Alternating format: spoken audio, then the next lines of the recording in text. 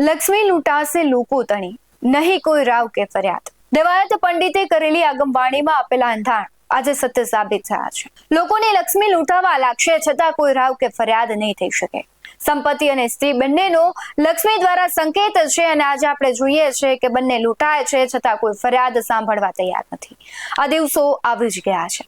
આ કળિયુગના અંધાણ છે ને એનાથી વધારે કળિયુગના અંધાણ એ છે કે એક દીકરો જેને હાથ પકડીને બાપે ચાલતા શીખવાડ્યું હોય એ જ દીકરો 5 પૈસાની જરૂરિયાત માટે પોતાના સગા બાપને મોતના મુખમાં ધકેલવા તૈયાર થઈ જાય. નમસ્કાર, ગુજરાત BS9 TV ન્યૂઝમાં આપની સાથે હું ભગવતી વિશાવડિયા. આજે વાત કરવી છે માનવીની નિર્દયતાની પરાકાષ્ઠાની.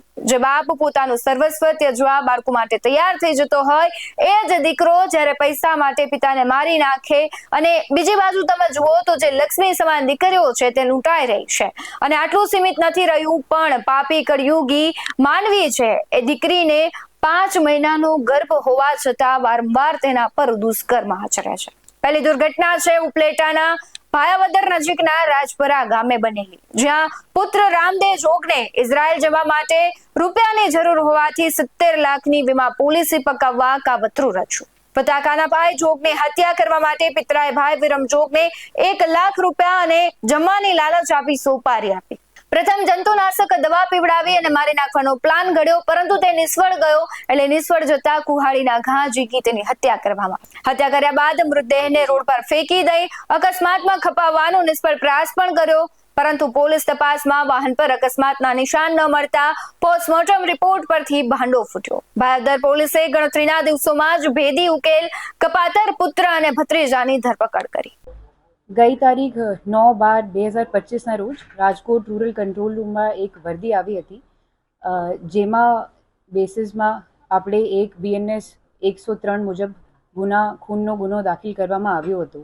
ગુનાની હકીકત એવી રીત છે કે મરણ જનાર કાનાભાઈ મેરુભાઈ જોગ ઉંમર 50 એનો મૃતદેહ પોલીસને એની જ વાડીમાં મળ્યો હતો. શરૂઆતમાં આપણે પ્રાઇમરી ઇન્ફોર્મેશન આ હતી કે એનો કદાચ કંઈ એક્સિડન્ટ થઈ ગયો છે, મોટર વ્હીકલ એક્સિડન્ટ. તપાસ પછી આ સામે આવ્યું કે મરણ જનારનો સગો ભત્રીજો વિરમભાઈ ભૂપતભાઈ જોગ અને એનો જ સગો દીકરો રામદેવ કાનાભાઈ જોગ બંને સાથે મળી કાવતરું રચી આ અકસ્માતનો બનાવ ઉપજાવી કાઢેલ છે. અને આરોપીઓની ત્યારે ધરપકડ કરવામાં આવી. ત્યારે સામે આવ્યું કે મરણ જનારના દીકરાને ઇઝરાયલ જવાનું પ્લાન હતું, એને ત્યાં ફોરેનમાં સેટલ હોવાનું હતું. આ લઈને જુદી જુદી જગ્યાઓથી પૈસોનો વ્યવસ્થા કરતું હતું છેલ્લા 1 વર્ષથી. એને પિતાની એક વીમા લાઈફ ઇન્સ્યોરન્સ પોલિસી હતી HDFCની, જેની કુલ વેલ્યુ લગભગ 60 થી 70 લાખની હતી. તો એને દરેક રાસ્તો ટ્રાય કર્યું અને પછી જ્યાર સુધી એના પાસે નાણાં જો છે આખા એકઠા નહીં થયા ત્યારે એને આપણે વિરમભાઈ સાથે મળીને પ્લાન બનાવ્યું કે કાનાભાઈના મર્ડર કરીને અને પછી જે ઇન્સ્યોરન્સના પૈસા મળીએ આ યુઝ કરીને એને ઇઝરાયલ સેટલ થવા જવાનું છે. તો એને 2 વખતે મર્ડર કરવાની ટ્રાય કી. પહેલી વખતે એને આપણે પિતાને ઝેર આપવાની કોશિશ કી, આ ફેલ થઈ ગયું હતું. અને એના પછી આ બંને જો છે આ એક્સિડન્ટ તરીકેનો બનાવ બતાવીને આપણે એક વાડીમાં જ મોજૂદ કુહાડીથી કાનાભાઈનો મર્ડર વિરમભાઈ કરી દીધું. એમાંથી એના જો દીકરો છે રામદેવ કાનાભાઈ જોગ એને જ ઇઝરાયલ જઈને સેટલ હોવાનું છે. અને વિરમભાઈને એને આ લાલચ આપ્યું કે હું તમને 1 લાખ રૂપિયા અને તમારી આખી જિંદગી સુધી ભોજન આપું. ઝેર એનાથી 2-3 દિવસ પહેલા જ.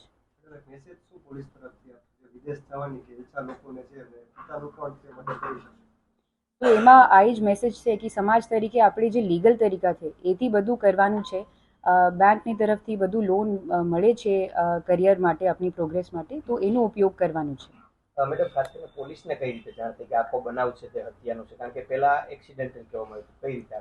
તો એક્સિડન્ટની જ્યારે આપણે ખબર મળી ત્યારે આપણા PI શ્રી ભાયાવદરના VC પરમાર અને PSI રાખોલિયા શ્રી ત્યાં જ તરત જ સ્થળમાં પહોંચ્યા. ત્યારે એને શકમંત લાગ્યું કે એવી ઇન્જરી જો છે જોવામાં નહીં આવી રહી છે.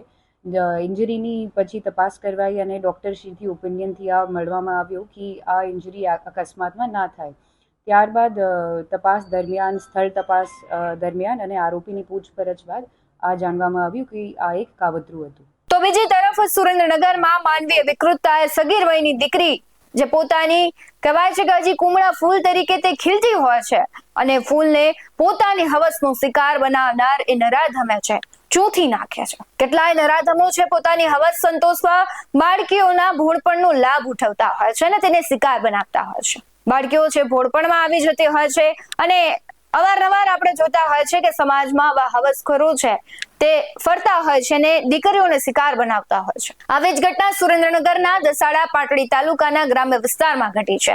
એક બાળકીના ભોળપણનો લાભ ઉઠાવી ગામના જ યુવકે ધમકી આપીને વારંવાર દુષ્કર્મ આચરતા બાળકીએ 5 માસનું ગર્ભ ધારણ કર્યો, પરંતુ બાળકીને પેટમાં દુખાવો થતા સમગ્ર ઘટના સામે આવી અને બાળકીને સારવાર માટે હોસ્પિટલમાં ખસેડતા બાળકીએ 5 માસનો જે ગર્ભ હતો તેને મૃત બાળકને જન્મ આપ્યો, જેથી સગીરાના પરિવારજનોએ યુવક વિરુદ્ધ ફરિયાદ આપતા પોલીસ આરોપીના DNA મેળવે છે, મૃત બાળક સાથે મેચ કરે છે અને ત્યારબાદ પોલીસ આરોપીને પકડી પાડે છે. સાથે જ પોલીસે સગીરા પર દુષ્કર્મની ફરિયાદ નોંધાતા પોલીસે તાત્કાલિક આરોપી અજીત માણા ઠાકોરની ધરપકડ કરી છે અને તેને કાયદાનું પણ ભાન કરાવ્યું છે. સમગ્ર કેસમાં પાટડી PIBC છત્રાલિયા શું કહી રહ્યા છે તેના પર નજર કરીએ.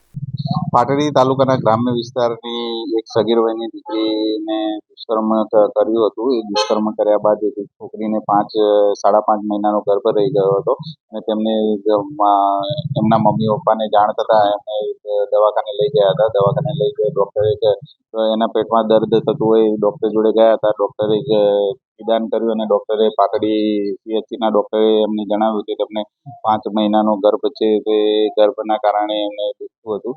એ પછી એમણે રિફર કર્યા અહીંયા સુરેન્દ્રનગર અને સુરેન્દ્રનગર ગાંધી હોસ્પિટલમાં એમને મૃત બાળકને જન્મ આપ્યો છે અને આના ઉપરથી અમે પોસ્કો વિથ રેપનો કેસ દાખલ કર્યો છે અને આગળની તપાસ ચાલુ હતી. તે દરમિયાન આરોપી પણ પકડાઈ ગયો છે અને આરોપીનો અને મરેલા છોકરાનો DNA માટે મોકલે FSL કચેરી રાજકોટ ખાતે મોકલેલ છે અને એના પછી પૂરતા પુરાવા આવશે એટલે પછી અમે ચાર્જશીટ કરી અને નામદાર કોર્ટમાં મોકલી દઈશું.